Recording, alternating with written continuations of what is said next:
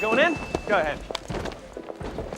Hey! Go ahead. No, you first, please. Midwestern you first mentality. This goes for doors, elevators, and four-way stops. You go in the order you arrive. You know how many times I've been waved ahead at a four-way stop by someone who clearly arrived before me? You aren't being polite. You're just causing chaos by subverting the rules to fit your f***ed-up idea of good manners. Just go! Remember the days when they didn't digitally de-age actors, but instead they just let 30-year-olds play the 18-year-old versions of themselves and not a single person cared? I mean, if CinemaSins existed in 1998, we would have sinned it for sure, but we didn't. So therefore it was fine because we hadn't ruined movies for everyone yet. We've so little time. They're gonna be here any minute. Not once in the next 2 minutes of vague rambling does she say the sentence, "You're on a TV show. There are cameras everywhere," or "I'm an actor. Search my IMDb. I've done this at a bit part on a 2-episode run of Sliders." Shut up and watch it. Then we went to night fishing.